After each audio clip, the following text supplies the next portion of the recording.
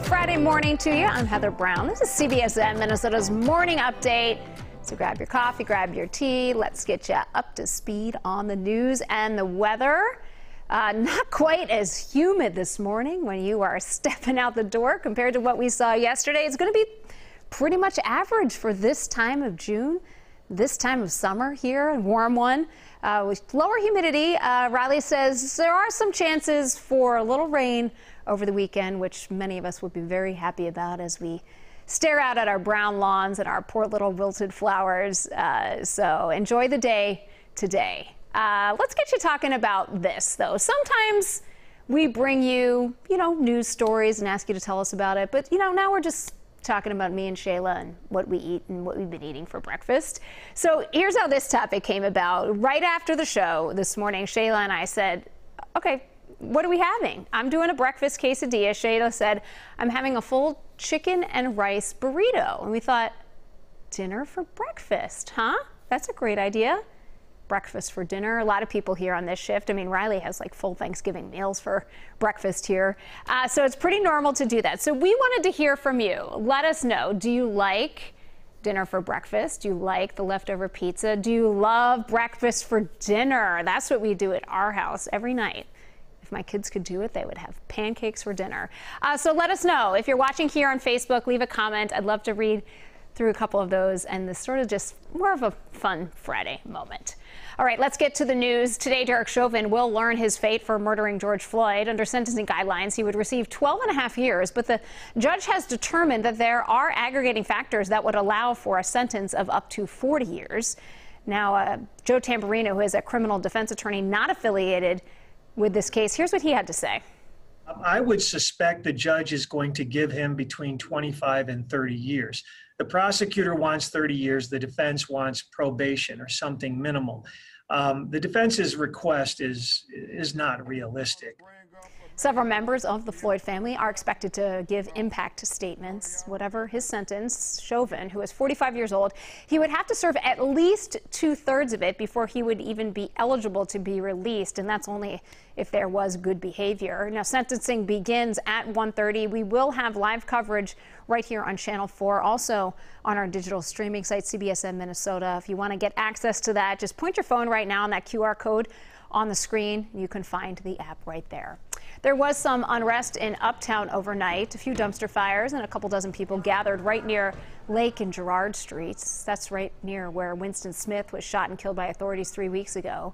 Several police officers were around there as well. No word at this point if anyone was arrested last night in Uptown. 1 year after vandals and looters damaged more than 1,000 Twin Cities businesses, there is some hope growing from the ashes. Now, someone set fire to Floras hair design in North Minneapolis during the riots that followed George Floyd's murder. Her business, which had been along West Broadway for 40 years, it's now just a plot of dirt. She was left heartbroken and confused when it burned. So she started right away to come up with a plan to rebuild. She said, look, I am refusing to move on. She started a GoFundMe page, which quickly raised more than $250,000. It's overwhelming. I got so much support from all over the world. People was texting, writing me, telling me they were sorry and, don't give up, to keep fighting.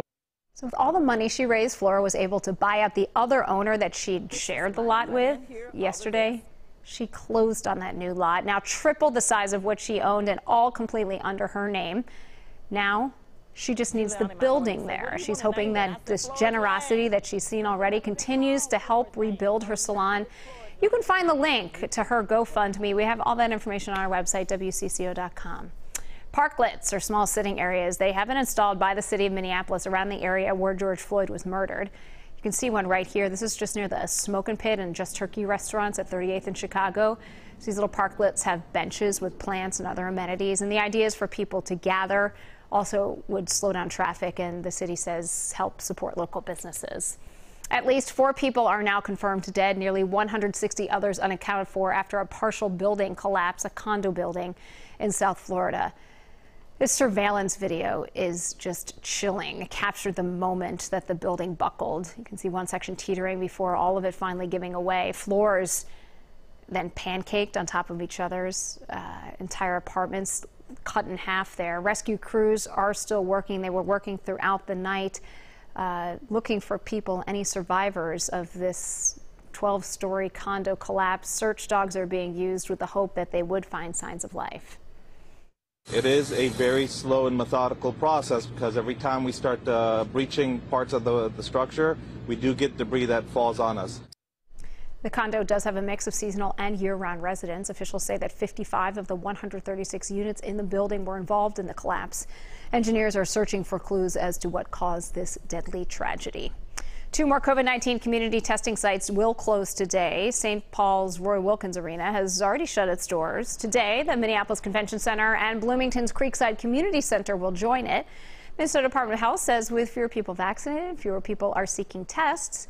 Now, the Brooklyn Park site, that will remain open. Minnesotans are still able to walk in and get a free COVID-19 test at Walgreens or CVS locations as well. Minnesota stands at 66% of people vaccinated, which appears to be having a clear impact on case numbers. Cases dropped for a 10th week straight last week.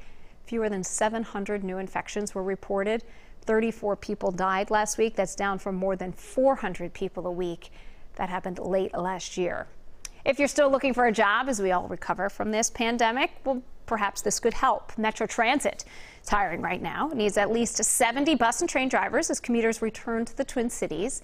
Successful applicants can earn a $1,000 bonus. Perfect bus operator is a person who has a customer service focus, but also wants to serve their community. Drivers can earn up to $29 an hour, and while ridership does remain down, statewide traffic has virtually returned to pre-pandemic levels. City of London hopes to slam the brakes on its carbon emissions by the year 2030. So as part of that plan, the city is rolling out 20 new hydrogen-powered double-decker buses. You know, those famous London red buses. While the fully electric buses can take hours to charge, these hydrogen buses can be filled up in just 5 minutes. Unlike most electric buses, they've also got hydrogen stored on board and a fuel cell, which throughout the day converts that hydrogen into electricity with only water as a waste product. Transport officials say that the hydrogen-powered buses will give commuters a smoother, quieter ride because there are fewer vibrations. London's mayor hopes more cities around the world will climb on board, he says, for a cleaner future. Oh, the entire state of Minnesota could use a little rain right now, actually a lot of rain right now. Most areas are in what's called a moderate drought, but even parts of the state are all over in a severe drought. On an average day, people in the East Metro use 38 million gallons of water, but right now it's nearly double that. Roughly 65 million gallons per day are going out to 450,000 customers in the East Metro area, and that's high, even for summer months. Usually in the summer, under normal conditions, will be in the 45 to 50 million gallon a day. It's not quite as dry as it was in 2012. It's just hitting us earlier in the year. So the system is equipped to process double what we're consuming now. We're also told that modern appliances, more energy efficient appliances, as well as overall awareness, have done a pretty good job already of cutting down and curbing our water use. Twin Cities river rats took over part of the Mississippi last night to show off their water skiing stills. Oh, look at those pyramids there. Those are awesome. And the jumps, the flips on that thing. Look at that, Disney characters. There's Ariel. Even got in on a little fun there. A free show happens every Thursday night. So this is all during the summer. Happens right along West River Road and Broadway in Minneapolis. It's so fun. We've taken the kids there many times. It's just a great environment, great fun, free things to do. You should try it out Thursday nights in the summertime. We're happy it's back. Twin Cities music tradition is also back with a weekend of live music.